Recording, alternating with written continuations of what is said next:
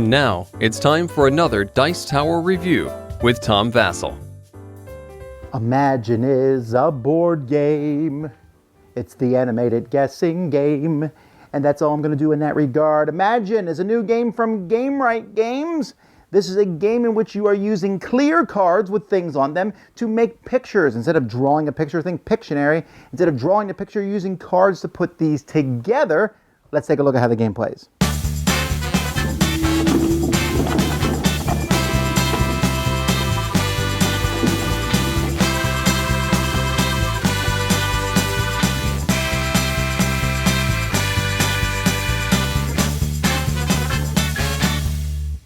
Now this game is made up of a whole pile of clue cards. These clue cards are clear cards, and because of the colors on them, I'm actually putting them on top of this yellow cloth so you can see them. And there's all sorts of clue cards. The clue cards can be placed on top of each other. So here we got a flag and a book. There's two dots, a skull, a cog. We have that talking, stars, a crown. And so just as I'm throwing these around, you can see the various different clues that are available in the game.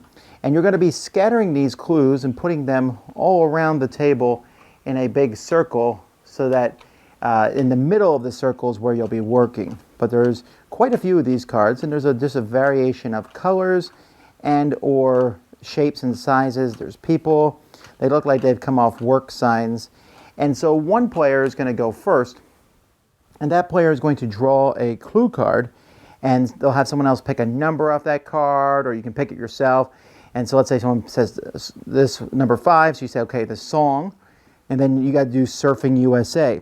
Or maybe they'll pick this one here, and they'll pick number 7, object, fire hydrant. So at that point, they're going to take these cards, and remember, like I said, in the middle is where you have things.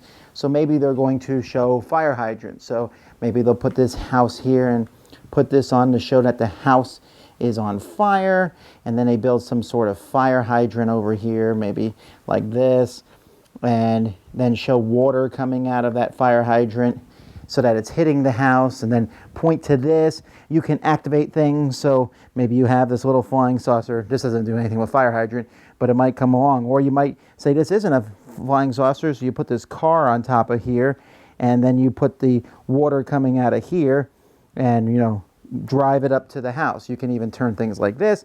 You can do all sorts of animation. If maybe you need to put a triangle on something, you can cover up the other two with your finger and then put that triangle on top. And whatever you need to do, you're placing cards on top of each other, combining them, moving them, and animating them. And as soon as someone guesses what you're doing correctly, there's no time limit. You as a group have to decide on the time limit. You and that person each get a point, and then the next person will go. And you just continue around the table. Now, you don't need the cards. You can pick your own clues if you want to.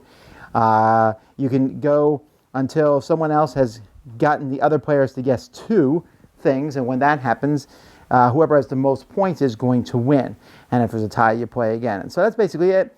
Although you'll find that almost like many other games, when you start playing this, the scorekeeping is irrelevant. You're just playing to have fun. Now, Imagine is not really a new concept, because this exact game, not exact, but really close, came out in the form of Squint and Squint Jr., which is from the, unfortunately, defunct company Out of the Box Publishing. And Squint, the original Squint, had cards that you made pictures with and such, but they weren't clear. They had lines on them. And then Squint Jr. made the cards clear, which made me like Squint Jr. better than Squint, actually. But it was pretty much the same thing. You can draw things, animate stuff. This is the same thing. It's really the exact same game. The only differences are they did a much better job in Imagine picking the different things on the cards, and there's also different colors, which is mostly useful, although you have to play in the right table. Like on my table, which has normally a red top, we could not see the pink cards. So we flipped it to the blue. We then could not see the blue cards. So we had to find some way, where some table covering that we could play it on. That yellow one was a pretty good one, where you could see everything on it. So keep that in mind. White is the best color. So that's the one negative of the game. Other than that, it's fine. And also, Squint is out of print, so I'm glad this one exists. These cards themselves are fun. They're all double-sided, so there's lots of clues on them, but this is the kind of game where you will find yourself eventually saying, forget these, I'm going to think something in my head, and I'm going to make it. And it's kind of like just a fun Pictionary activity. In fact, this game is very similar, this Imagine game, to another game I have called Concept, which is another similar style game where you're using different clues and things to get people to guess, and you're trying to get people to think outside the box to some degree. Because some of these cards, you know, when I go through here and I say, okay, black hole, that's probably pretty easy. Or swimsuit, possibly easier. Achilles heel, that's going to be more difficult. Forrest Gump, the movie. And so when you start doing the more difficult things, you're going to have to utilize more cards and point at different things and try to get people to guess. Now, because there's no time limit, you're going to either have to make one up, which, you know, might say, hey, you got 2 minutes for people to guess, and when 2 minutes are up, that's it. Or, you know, you're just playing very free form, which is the way I think this should be played. This is almost more of a fun activity than it is a game. It's fun to give the clues. It's fun to guess the clues. If you play it as an activity, you don't have to worry about number of players, just however many people can fit around a table. These cards, even though the colors can be problematic, the cards themselves are good quality. And then the point chips and everything fits in this really bright, colorful package. I just like the whole look and feel of the game. And I like Concept as it's a very fun activity for me to play. This one kind of fits right in there with it, some similarities. I like the idea of moving the clear cards and animating your object. That's a pretty cool idea. I was about to say concept. So anyway, that is Imagine. Check it out. Dice Tower Judgment, excellent! Thanks so much for watching the Dice Tower videos. Find more great videos and reviews, as well as our top-rated audio podcast at Dicetower.com.